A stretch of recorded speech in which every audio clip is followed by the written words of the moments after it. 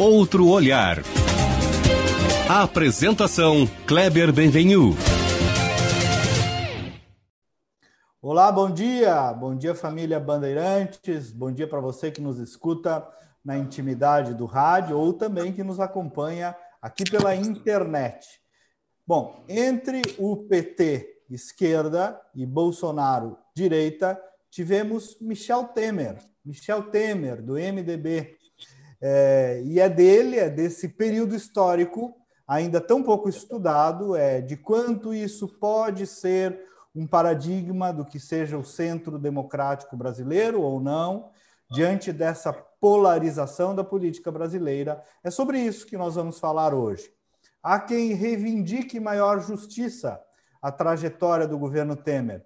Combateu a inflação, controlou o gasto público, criou leis de desburocratização, reduziu o número de ministérios, ampliou o comércio exterior do país, aprovou a reforma trabalhista, terminou com a famigerada Bolsa Empresário do BNDES, fez uma intervenção federal nas favelas do Rio de Janeiro. O setor produtivo, sou testemunha disso, é praticamente unânime ao afirmar que em 2 anos e 7 meses o governo Temer melhorou o ambiente de negócios do país.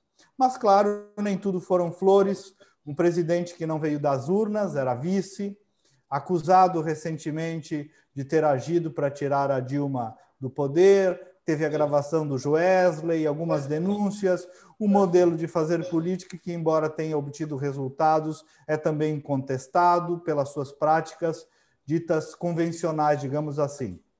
O Ronaldo Fonseca foi um dos ministros, ele tem uma expressão que eu recolhi, o João, que é o nosso produtor, também recolheu, que ele dizia que o Temer foi o copiloto de um avião que estava com pouco combustível no meio de uma tempestade, onde o trem de pouso não estava funcionando, e ele precisou pousar o avião, consertar, abastecer, taxiar e colocar de novo o avião na cabeceira da pista. Pois bem, mesmo não sendo um presidente vindo das urnas, ele fez tudo isso.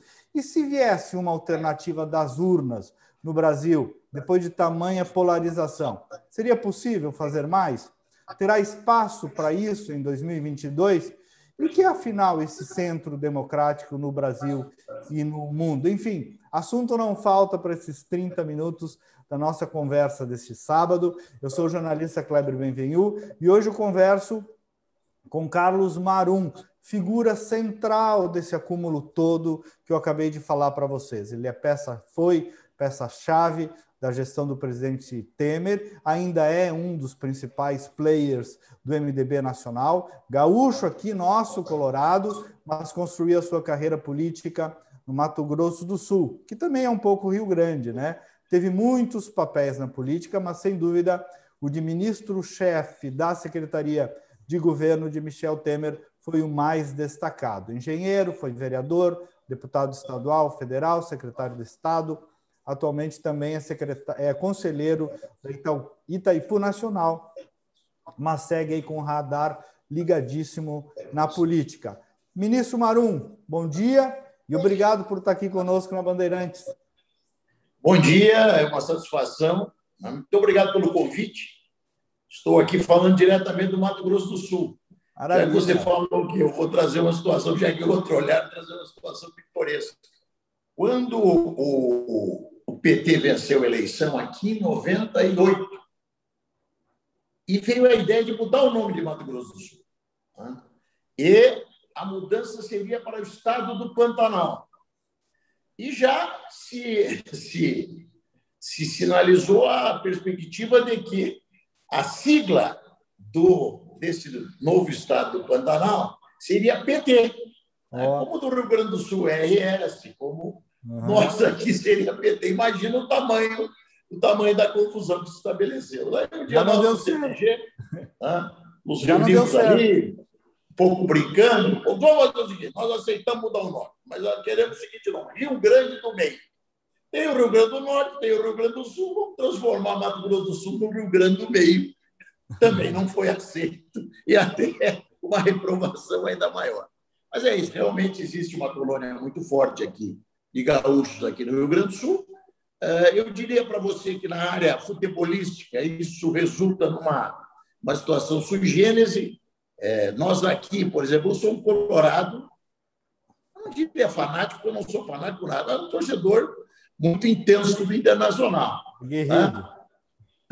Muito intenso do Internacional. Mas aqui não existe uma forma tão forte como aí no Rio Grande do Sul, estado com o qual eu tenho até agora convivido mais, do antigremismo. Eu diria que aqui eu sou um grande torcedor do Internacional, mas não sou tão antigremista quanto sou aí no Rio Grande do Sul.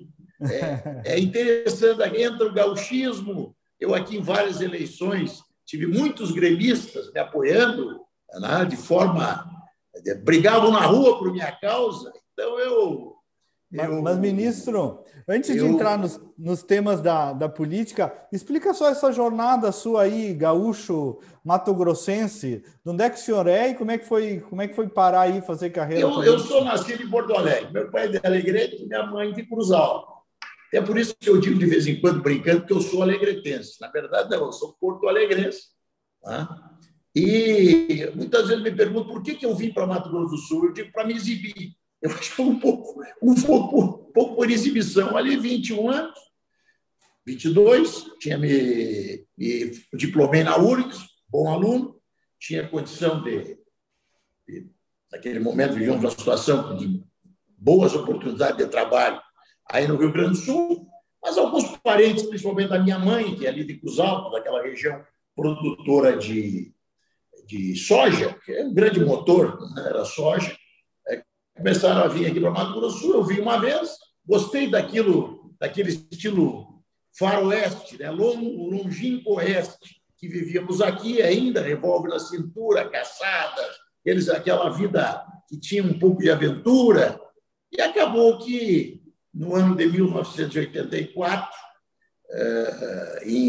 eu com 23 anos, vim para cá eu digo sempre, com o meu Voyage, tinha um Voyage, meu diploma de engenheiro, meu revólver, e para tentar, né, trabalhar na minha área, que era a engenharia. E trabalhei um bom tempo na engenharia, mas depois a política me chamou, e a partir de 89 eu passei a desenvolver atividades políticas ainda ocasionais, até que em 96 fui convidado para exercer a função de secretário municipal aqui na capital, e dali para frente eu me dediquei quase que exclusivamente à política. Agora que volto a desempenhar funções na iniciativa privada.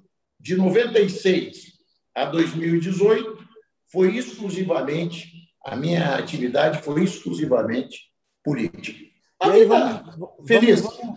Vamos pular para aquele período ali mais histórico da sua vida, né? Político, o senhor foi figura central da vida política do país, né? No período do governo Temer, no meio de dois períodos conflagrados de PT e do Bolsonaro. Ministro, a história é justa com vocês? Já está compreendida, já está contada a história do governo Temer primeiro? E qual é que é o maior legado daquela experiência da qual o senhor participou aí de 2 anos e meio, um pouquinho mais? Eu diria para você que existe um movimento muito grande de reconhecimento no papel do governo Temer. Eu sinto isso no dia a dia. Quando logo ao final do governo Temer, nós tínhamos até dificuldade de andar em aviões, de frequentar determinados ambientes. Não que eu não fizesse, eu não sou de ter muito medo, né? Mas era confusão seguidamente. Aconteciam confusões. Hoje já existe um reconhecimento. É difícil eu fazer uma viagem, é difícil eu ficar parado no aeroporto, que não venha daqui a pouco alguém. Você olha, ministro Marum, parabéns aí pelas suas atitudes, principalmente durante o governo Temer. Então, esse reconhecimento começa a acontecer. Nosso governo é um governo breve, né? É um governo breve, que nós temos que destacar as suas conquistas, porque elas ainda não são reconhecimento do grande público brasileiro. A maioria dos brasileiros ainda não tem conhecimento. Já as pessoas com maior nível de instrução já começam digamos, a reconhecer, a entender o governo dele. Nós assumimos como? Depois de um processo de impeachment. E eu digo que o governo, a partir dali, teve três fases, a partir do dia 12 de maio de 2016, quando assumiu. Primeira fase, ela dura exatamente um ano. E foi uma época, uma fase muito boa para o governo e para o país. Nós assumimos o governo com uma recessão acumulada nos últimos 11 trimestres de 8,3%. O Brasil, nos últimos 11 trimestres, tinha encolhido a sua economia em quase 10%. Nesse momento, nós assumimos. A inflação era de 10% e o juro básico de 15%. Então, nós tínhamos recessão e inflação, que é a chamada estagflação, que é o pior dos cenários que podem acontecer. E credibilidade internacional muito a perigo também, né, mesmo? Nenhuma, não tinha. Nossos diplomatas nas embaixadas brasileiras tinham que levar o papel higiênico no bolso. Nós não estávamos comprando nem papel higiênico para as embaixadas. Tínhamos uma situação de comprar, não pagávamos os organismos internacionais, não pagávamos os aluguéis de embaixada. Olha, era uma situação calamitosa e vergonhosa. Não só por ser o governo do PT, porque no final a casa caiu mesmo. Eu diria para você que, em se aproximando do final, a casa caiu e nós passamos a viver até situações humilhantes de sermos convidados a nos retirarmos de reuniões de órgãos internacionais, dos nossos diplomatas, por falta de pagamento. Então, nesse contexto, nós assumimos. E assumimos numa situação diferente, aí que eu vejo o início do sucesso. Aí o senhor falou da primeira fase, né? Primeira fase. Estou dizendo no momento que assumimos. O que aconteceu antes? Aconteceu o impeachment, que daí nós temos que fazer um outro programa, eu estou à tua disposição, até estou precisando contar, eu penso que tem que ficar registradas algumas situações que vivi naquele momento. Mas o que aconteceu no partido?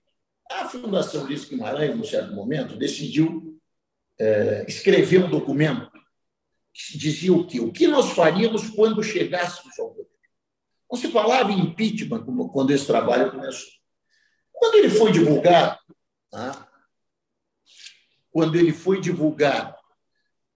já nos aproximávamos, é verdade, do impeachment. Aí, aquele documento, que é o Ponte para o Futuro, ele foi visto pelo governo e pelo PT como uma prova de que nós estávamos conspirando. Mas, na verdade, nós estávamos nos preparando para a eventualidade de chegarmos ao poder pela via eleitoral, que é a obrigação de qualquer partido. Eis que, digo, objeto talvez de outra entrevista, chegamos ao poder. Chegamos ao poder e nós talvez tenha sido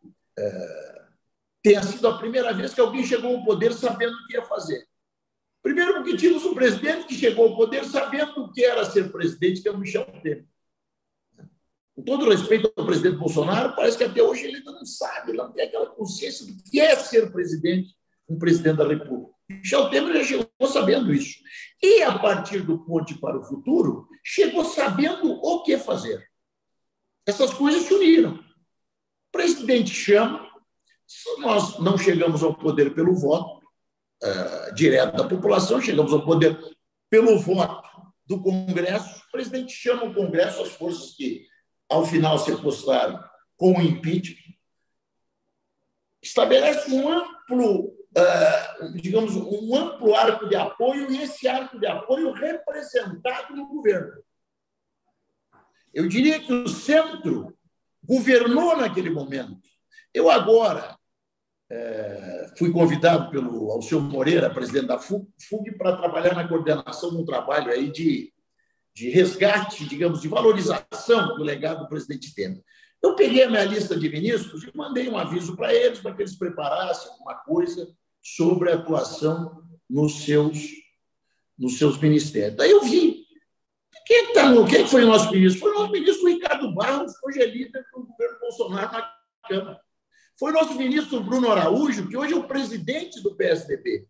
Então, você veja bem o que aquele governo foi um centro democrático no poder. E tendo um norte estabelecido pela pessoa do presidente e o seu jeito de ser e governar, e pelo que estava escrito no ponte para o futuro.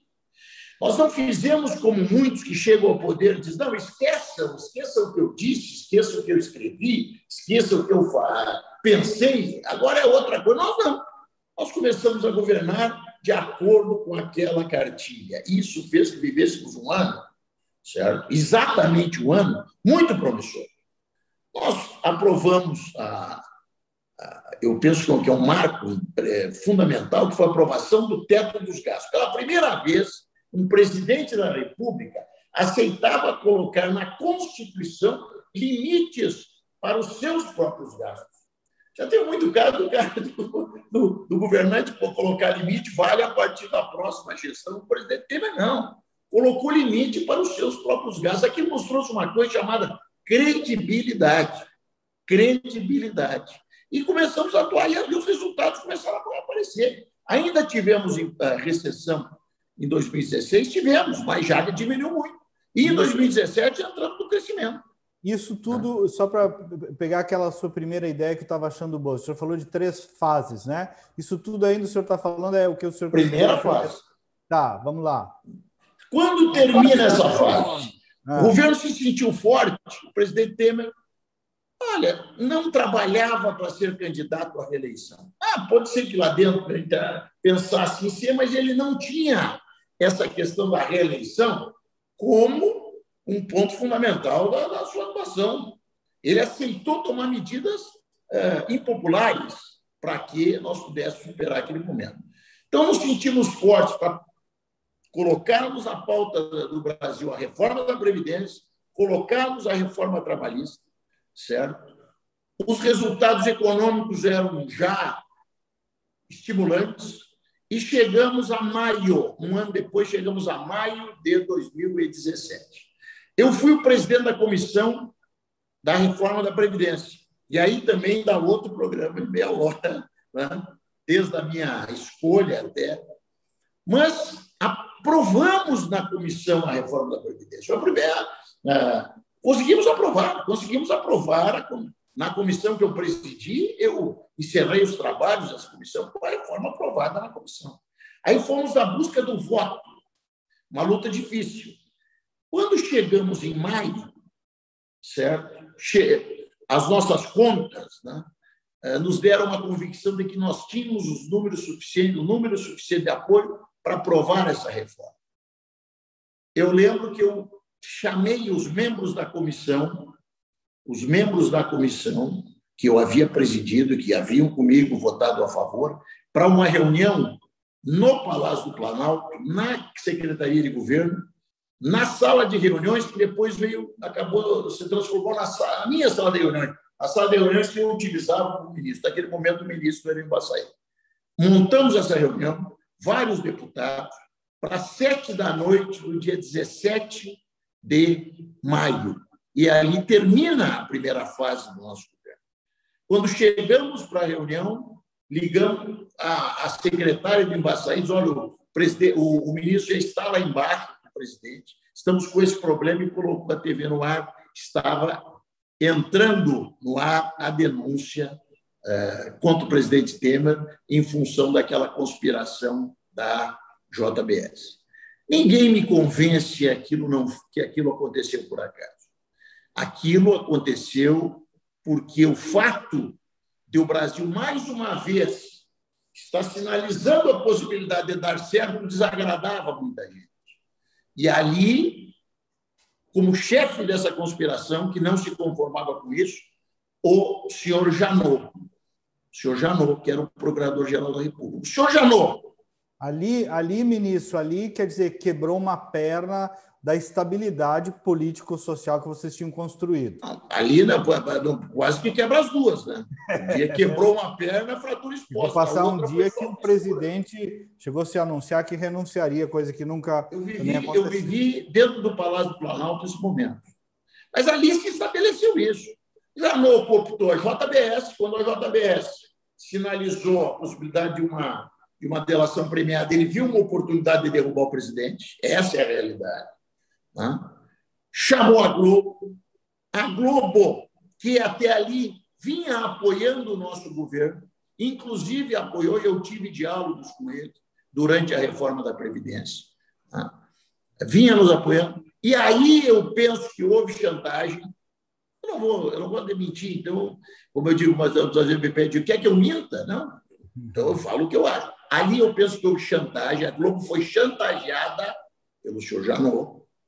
E se estabeleceu um tripé desse grande grupo de comunicação, a Rede Globo, desse grande grupo empresarial brasileiro, que é a JBS, quer dizer, dois grupos, um de mídia e um do agronegócio, comandados pelo senhor Janot, e tentaram derrubar o presidente.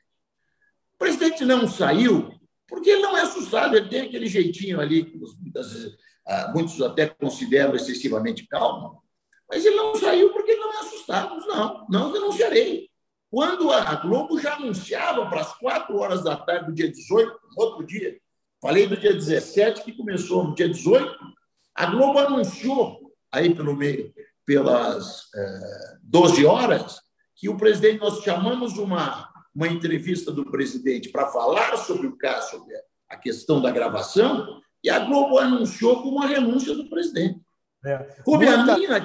Muita gente, eu estava no Palácio Piratini com o governador Sartori aquela tarde, me lembro, muitos colegas da imprensa deram barrigada naquele dia. Muita gente. Devendo uma renúncia, me lembro que o Sartori dizia, ele não vai renunciar. E nós tivemos toda a manhã reunidos. Eu fiquei naquele dia 17, até o presidente se recolher, com ele lá ali no gabinete, assistimos juntos o Jornal Nacional. Imagina, né? Você assistir junto com o presidente, assistir ao seu lado. No outro dia, já fui para o Palácio, ficamos ali a manhã toda aguardando o tal áudio, o presidente dizendo, não é verdade o que estão dizendo, que foi discutido o valor, eu não lembro bem o que foi, mas não houve isso. Nós, então, vamos aguardar o áudio, vamos ouvir o áudio que o senhor fala. Marcamos uma entrevista para as 11 horas, porque entendíamos que até aquele momento já teríamos o áudio. Nos foi negado esse áudio. Perguntamos para o nosso advogado até que horas. O advogado disse, não, até as 2h30, 3 da tarde eu tenho áudio. Então, marcamos para 16 horas esse pronunciamento do presidente. Fomos almoçar alguns deputados, saímos do palácio, estamos no restaurante, começa o celular, mensagem, a notícia está me faltando o nome do jornalista famoso, via Globo. Lauro Jardim? Não, Lauro Jardim foi no dia 17, dia 18 foi o Noblat. Quem anunciou a renúncia no 17 foi o Jardim, que trouxe a notícia, o Noblat, anunciando a renúncia para 16 horas. Aí, que é isso? Daí, eu juro que eu recebi a notícia, eu liguei para falar, vem cá, mudou alguma coisa? Não mudou, isso é loucura. Dali nós nos dividimos, eu fui para a Câmara, nós estávamos ali uns 5, 6 deputados, estava o Baleia, que eu lembro, acho que o Peroni devia estar lá também, almoçando. Me escalaram naquele momento para que eu fosse para a Câmara me pronunciar sobre o assunto. E daí eu entrei no grande expediente, conseguimos que um dos deputados inscritos cedesse a mim seu tempo e eu fui lá de improviso, falei 25 minutos. É um discurso que eu me orgulho, um dos momentos mais tensos da minha vida. Eu consegui fazer um discurso de 25 minutos sem errar uma concordância. Eu acho que ali eu fui abençoado. Não é fácil. Falar de improviso, 25 minutos no momento daquele, ainda recebendo alguns apartes da oposição, né? Mas ali o nosso governo, como tu disse, foi malhado na raça. Foi malhado na raça. Qual é que o senhor chama a terceira fase? Terceira fase, ela começa... Ali nós enfrentamos o quê? Nós enfrentamos o processo de denuncismo via Janot. Janot vem, ele diz que vai fatiar. Veja bem, veja bem, o que nós vivemos? Um procurador-geral da República disse, não, isso aí nós vamos mandar as denúncias pouco a pouco. Acabou mandando 2, né? Mandando 2 denúncias. E nós realmente tivemos que, pelo menos nós que trabalhávamos mais na área política, tivemos que nos dedicar exclusivamente a isso. O governo continuou trabalhando. O presidente conseguiu encapsular, o Meirelles não se meteu nisso, continuou trabalhando, vários ministros continuaram trabalhando, fizemos coisas boas também naquele momento, aprovamos a reforma da Previdência, a reforma trabalhista, acho que foi um pouco antes, a reforma trabalhista já tinha sido aprovada, mas aprovamos a reforma do ensino médio, muita coisa aconteceu naquele tempo, mas o governo, nesse momento, estava realmente, eu diria até num termo que a gente usa muito aí no Rio Grande, balhado na asa. Vencemos as duas denúncias. Essa foi a segunda fase. Né? O governo nas cordas, na defensiva, politicamente na defensiva. Aí, vencida, vem a terceira fase, que o governo sacode a poeira, vencemos isso. Naquele momento, quem já era contestado era o Janot. Eu, inclusive, cheguei a pedir a sua prisão como relator da CPI da JBS que fez, conseguimos abrir uma CPI em relação à JBS, a situação ficou muito aí nebulosa, aquela questão do próprio Marcelo Miller, e vou dizer mais, uma coisa que ninguém me convence que ali todo mundo era inocente. Você já leu esse livro Organização aí da Malu Gaspar a respeito da Odebrecht? Tu viu a diferença dos termos da delação da Odebrecht com a delação da JBS? A JBS só faltava, os caras pediriam os termos da delação da JBS, que foram acertados com o senhor Janot, com o senhor Marcelo Miller, com o senhor Pelela, aonde nós encontramos lá no computador do senhor Marcelo Miller uma minuta de um contrato de 15 milhões de reais, como esse, nessa delação, você vê que ali tem coisa muito pior do que a gente pensa. Ali, para mim, tem coisa muito pior. Mas tudo bem, vencemos. E o governo resolveu sacudir a poeira, o momento já era outro. O governo resolve colocar na articulação política o presidente da comissão da reforma da Previdência, para tentarmos, numa reta final, ainda conseguirmos aprovar ali por fevereiro. A ideia é que até fevereiro nós conseguíssemos aprovar a reforma da Previdência. Ali começa uma terceira fase, porque nós não conseguimos aprovar. E chegou em fevereiro, eu lembro, acho que foi na quarta-feira de cinzas. Eu vim para Brasília, ainda tinha pouca gente em Brasília, conversando com o presidente me fez uma pergunta, eu fiquei trabalhando aquele tempo na reforma, na contagem de votos, digamos assim. Aí o presidente chamou Marum, nós temos chance de aprovar a reforma da Previdência? Cheguei, presidente, chance nós temos, mas nós temos ainda que trabalhar muito. Hoje a reforma não tem chance, não tem possibilidade de passar. O presidente estava muito chocado com as cenas de saques que haviam acontecido no Carnaval no Rio naquele ano de 2018. Presidente, porque eu estou pensando numa intervenção no Rio e, no caso de intervenção, nós não poderemos aprovar reformas constitucionais. Ou seja, a Constituição não pode ser emendada quando ou o país ou alguns estados está sendo, digamos, alvo de uma medida excepcional. Então, nós teríamos que realmente desistir, digamos, da reforma da Previdência. Eu tive que ser franco com o presidente, né, com muita tristeza, que, olha, presidente, não vejo realmente, não está fácil, estamos nos aproximando da eleição. Ali o que pesou muito foi a eleição, a proximidade da eleição dos deputados. Certo? Havia essa diferença, e aí inicia uma nova fase. Deixa eu só fazer um adendo para os ouvintes da Bandeirantes. Uma entrevista com o senhor é um documento histórico também, né? Como está sendo, e eu não quero estragar isso. Os ouvintes que estão nos acompanhando vão ter na internet uma edição amplificada da entrevista com o senhor. Então, procura lá os nossos canais no YouTube, no Spotify, no Face, e nós vamos ter uma edição amplificada da entrevista que está indo ao ar nesse sábado com mais detalhes. O senhor estava dizendo, ministro, que nessa terceira fase, então, o governo teve que se concentrar e veio a eleição, e aí isso acabou tomando um pouco a pauta do governo, embora tivesse continuado a seguir as reformas.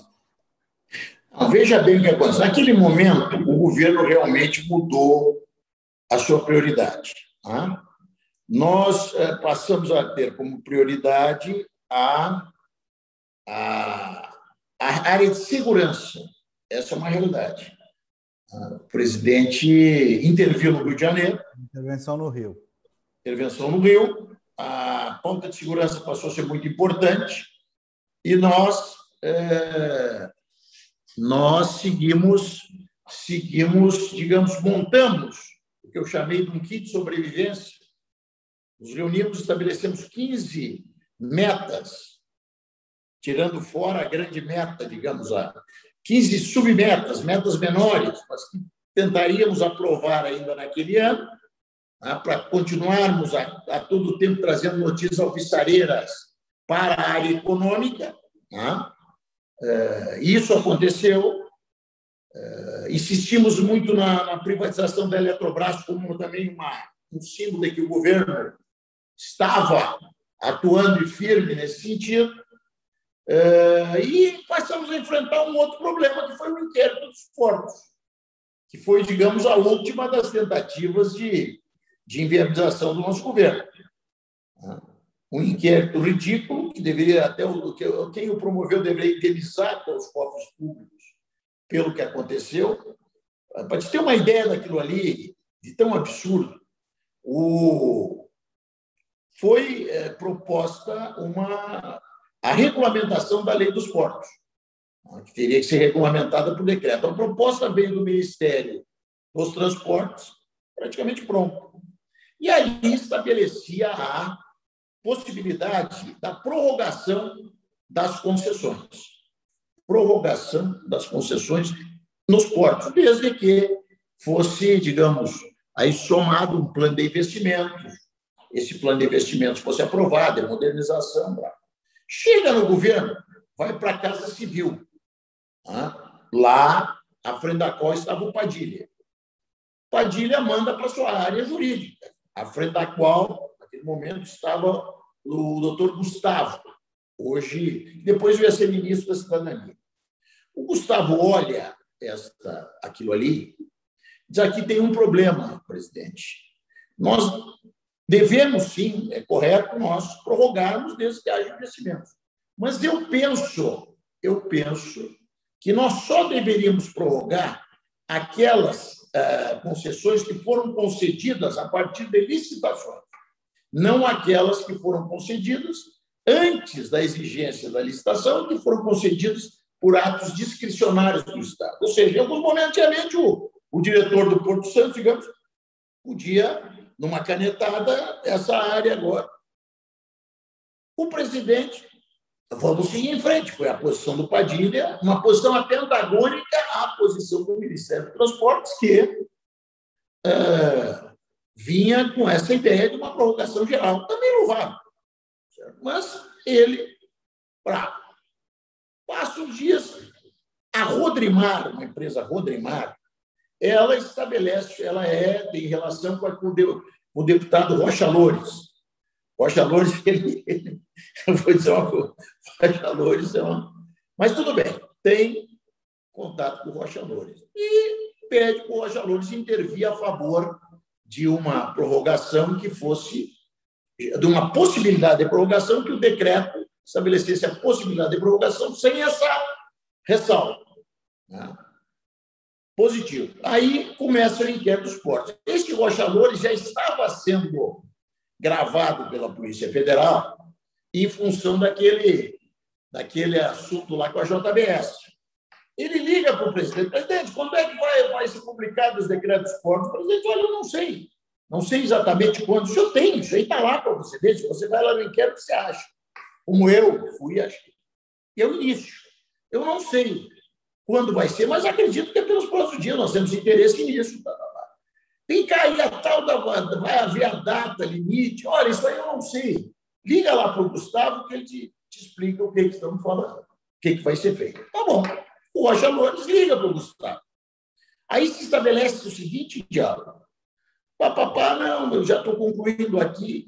Aí o Rocha Loures: vem cá, e este assunto parece que o ano era 92, este assunto dessa diferenciação, como é que tu vai deixar? Não, eu vou, digamos, orientar o presidente no sentido que mantenha essa prática. só vai poder ser prorrogado o que foi licitado. O que não foi licitado tem que haver uma nova licitação. Mas nós temos amigos nossos que têm interesse. Ele disse assim, Rocha Loures, eu não vou orientar o presidente a cometer alguma coisa que possa vir a ser questionada. Eu vou orientar nesse sentido. É óbvio que ele faz o que ele quiser, mas a minha orientação vai ser nesse sentido. Bom, vai o processo para o presidente Temer, o presidente atende a sugestão da Casa Civil, né? E o decreto dos portos não beneficia a Rodrimar. Veja bem, o decreto dos portos não beneficiou a Rodrimar. Pois bem, aquela sanha destruidora em relação ao Brasil pega esta fala e transforma num inquérito, acusando o presidente de ter recebido propina por um caso que não aconteceu. Então, aí que eu dizia, olha, vocês estão procurando, eu dizia para a Polícia Federal, para o Ministério Público, para o Barroso, vocês estão procurando chifre e cabeça de cavalo, vocês estão procurando pelo e rolo, vocês estão botando dinheiro público fora, vocês estão procurando o assassino de quem não morreu. Não aconteceu nada, e assim mesmo, aquele inquérito nos atrapalhou durante todo esse ano.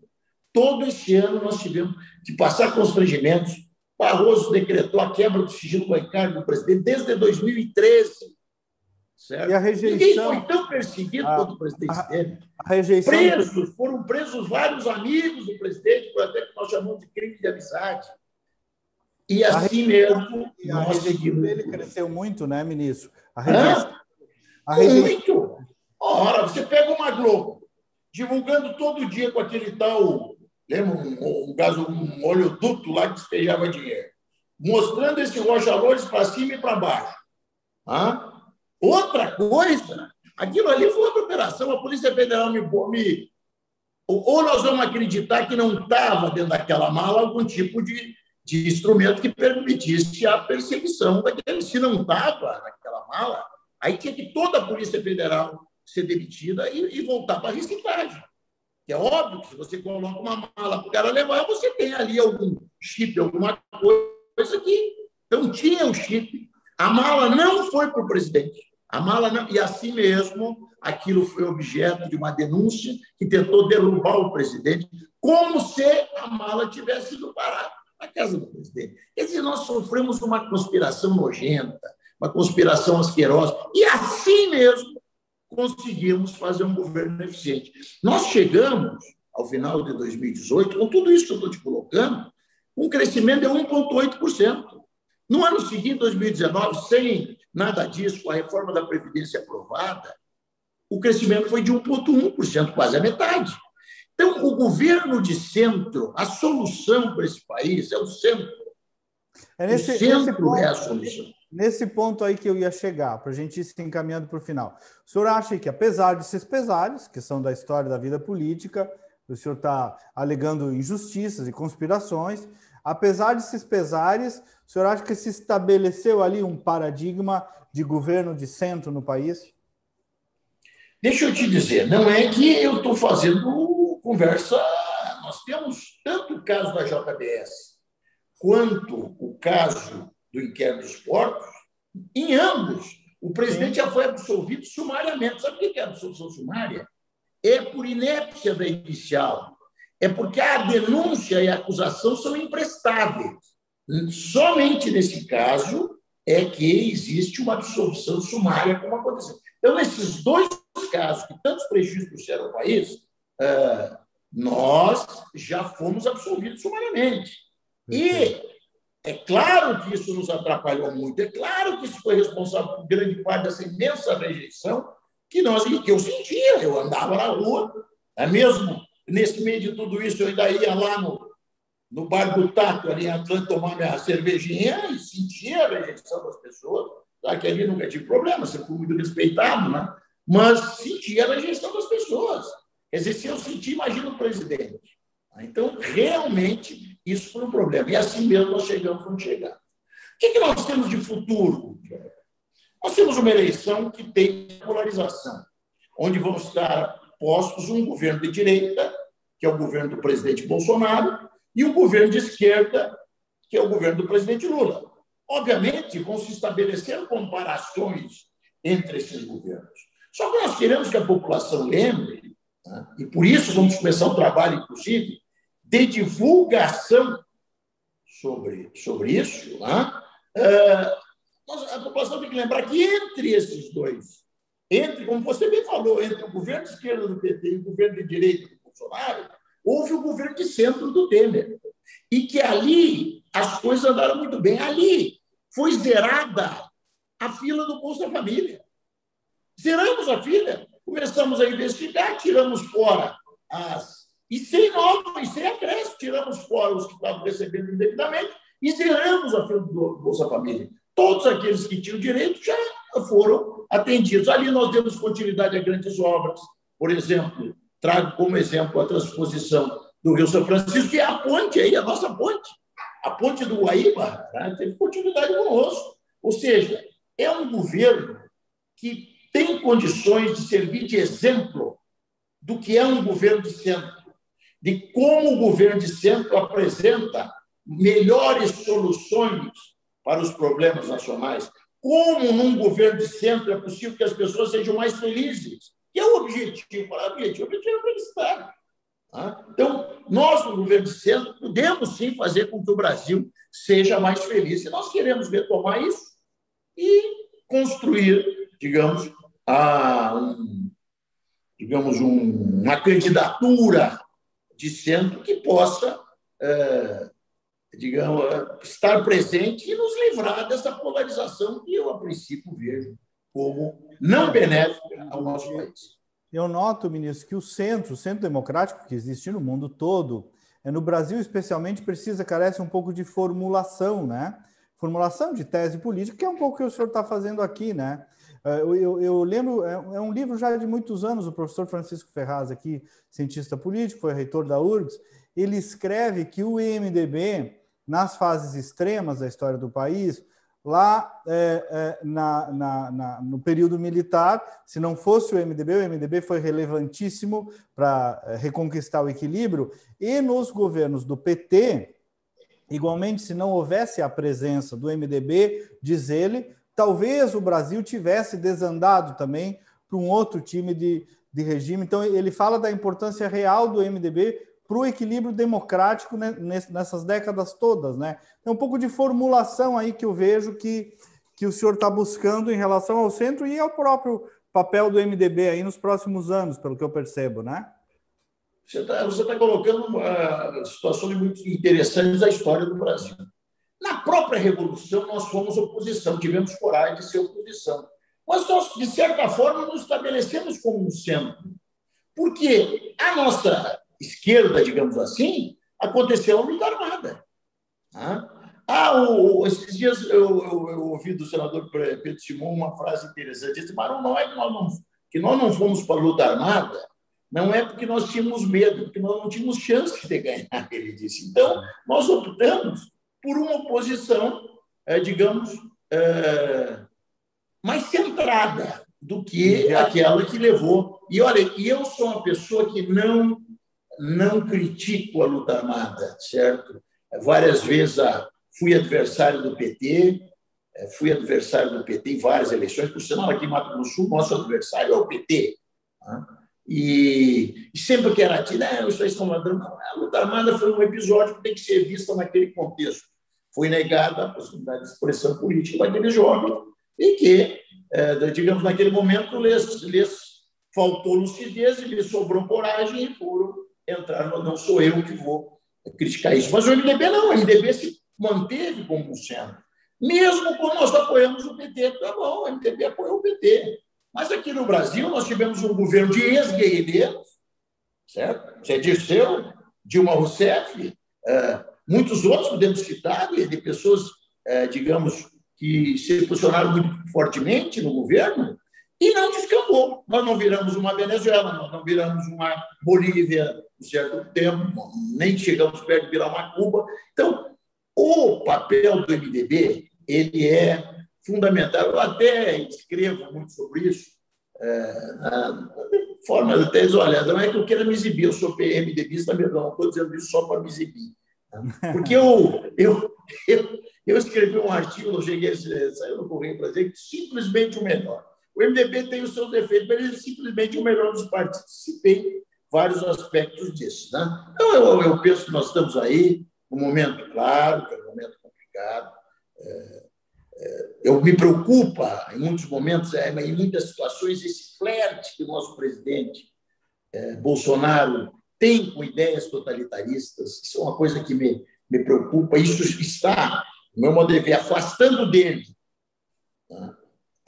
Nem estou falando dos partidos de centro, está afastando dele o eleitor de centro, que definiu a sua eleição. Bolsonaro não ganhou a eleição só com os bolsonaristas. Ele ganhou a eleição porque, principalmente no segundo turno, o centro optou majoritariamente pela sua candidatura, em relação à candidatura do Haddad do PT. E outra coisa, o Haddad fez mais de 45% dos votos com o Lula preso. Então, quem desconsidera essas situações não está fazendo uma correta leitura da história. Eu penso que, nesse momento, a obrigação do centro político, e quem tem a cara desse centro é o MDB, que já esteve no poder, já fez o centro chegar ao poder, é de oferecer uma alternativa para a sociedade, para que nós não fiquemos, digamos assim, clausurados não, encurralados na necessidade de optarmos entre o governo Bolsonaro e o governo PT. E nem faço esse momento crítica a nenhum deles. Só dizendo que não me agrada a possibilidade. Eleição passada, eu sou um desses centristas que votei no segundo turno no presidente Bolsonaro. Votei no primeiro, não merece.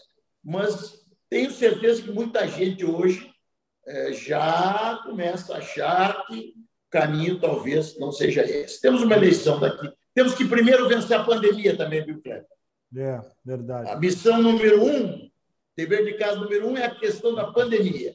Mas passou a pandemia, a política vai passar realmente a ser a grande questão da vida nacional. E eu espero que até lá nós já tenhamos conseguido fazer com que a população conheça mais o que é um governo de centro, para que comece a lembrar que naquele tempo, naquele breve tempo, foi mais feliz do que é hoje e do que foi até no governo do PT. Agora, nos aproximando do final mesmo, uma pergunta bem rápida, se dá para ser, antes do senhor dar a sua mensagem final. Como é que é o Temer, pessoa? Como é que é a figura? Rapaz, o presidente Temer... Um pouco compreendido, né? Ele não é um cara explícito. Como é que é ele, pessoa? O presidente Temer é uma figura clave, ele não é uma pessoa extrovertida, não é? Tive vários momentos com ele. Está com alguns momentos. Quando nós chegávamos lá havia uma divergência. Não era como hoje, que as divergências de ministros se tornam públicas. Hoje, as divergências de ministros começam na rede social e terminam daí numa reunião. Nós lá, as divergências começavam e terminavam numa reunião. Tanto é que você não vê notícia de divergências entre os ministros, e elas aconteceram. E muitas tiveram que ser, digamos, decididas pelo presidente. Não conseguimos dirimir essas divergências sem levar o assunto ao presidente. O presidente ouvia as partes e, daqui a pouco, dizia assim: existem decisões que têm que ser tomadas na solidão presidencial. Então, muito obrigado, ouvi a opinião de vocês e eu vou decidir, vocês vão ficar sabendo qual é a decisão que eu tomei. Veja bem, né? Uma coisa interessante. Saía todo mundo lá com a cara, mas era essa a verdade. O César Schirmer... Com esse tipo de coisa, eu quero dar esse exemplo. É até uma coisa litúrgica. Eu, por exemplo, eu cheguei lá, comecei a tomar algumas atitudes sem perguntar para o presidente, senão também não adianta ser ministro. Tem que... Sempre o que eu fiz foi o que o presidente achou que devia ser feito? Não. Houveram momentos que ele entendeu que a minha decisão... Mas ele não as corrigia publicamente. Ele nunca me desautorizou publicamente. Olha, que eu tomava decisões todos os dias, fortes, ia para a imprensa, mas ele me chamava de Marum. Eu acho que aí nós deveríamos ter feito assim. Acabou.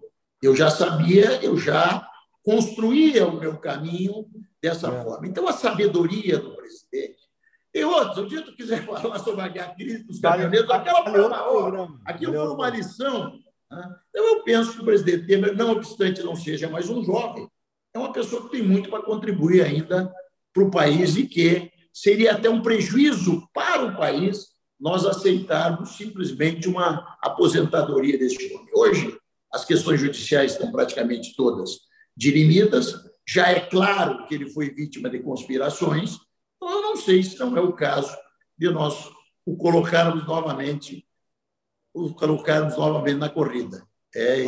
Da minha parte, é essa a vontade, mas ele ainda, devo lhe confessar que ele ainda resiste a essa possibilidade. Muito bem. Ministro Marum, eu quero lhe agradecer. A gente conversaria muito mais aqui, né? Como eu disse, é um documento histórico. Talvez a gente faça 2 programas e depois volte a falar ainda de novo. E quando se dá um testemunho histórico de quem viveu a história, tem que deixar falar, tem que saber a história no detalhe, que nessas riquezas aí que o senhor está trazendo é que a gente conhece, não nas velhas narrativas, né?